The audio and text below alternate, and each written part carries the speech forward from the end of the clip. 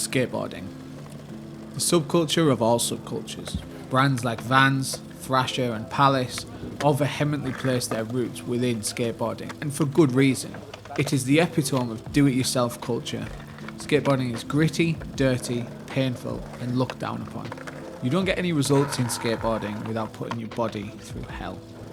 You get asphalt in your skin, blood on your limbs, and that's just the price of entry. Broken bones and ligament damage are reserved for the upper echelons of the risk-taking skateboarders. Or they're just plain unlucky.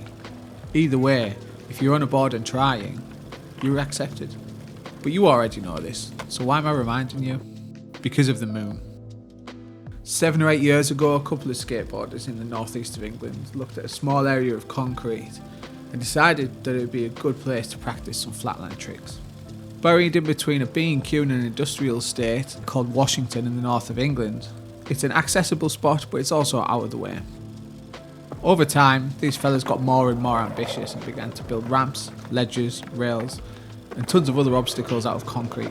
Naturally, as these things do, it began to grow and develop, and more skateboarders began taking notice of the spot, and more people started skating there. Red Bull even got involved at one point and supplied some much needed caffeine and also some concrete to get some more work done on the spot. No one got paid to build the moon. In fact, I'm fairly certain plenty of people probably lost a fair bit of money building these ramps and putting their heart and soul into this skate park. More recently, a simple PayPal link existed on the Moon Gods DIY Instagram account where you can make a donation should you wish to, but there is certainly not an ethos of forcing anyone or anybody feeling like they have to pay to go and skate. Everybody who skated there treated the place with respect. People brought sweeping brushes, squeegees to clean up the water and bin bags for all the rubbish. They all wanted to keep the place clean enough to skate and respectable enough to not be bothered. Naturally, as with these things, a sort of mini ecosystem has begun to form over the years, which is to be expected sociologically when you get large groups congregating around one thing in one spot.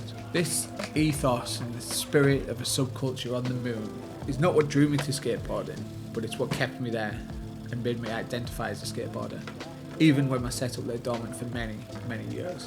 Skateboarding taught me to be streetwise and also that nothing comes easy, but with hard work and persistence, all things are possible and all tricks are possible.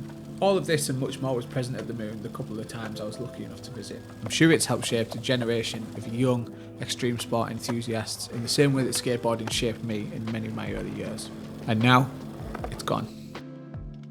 Rumours began to circulate online that the site had been acquired to be used for a warehouse. Within about 2 weeks, the diggers were on site. DPD, it turns out, have bought the space and are planning to build another warehouse.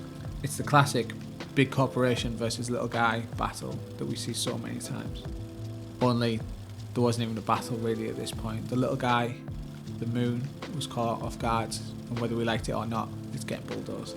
I've never seen anything to do with a council planning permission moves so quickly. Someone in those offices must really fucking hate skateboarding.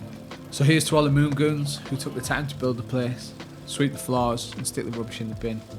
Thank you for reminding an old skateboarder what it's actually all about. Roll forever.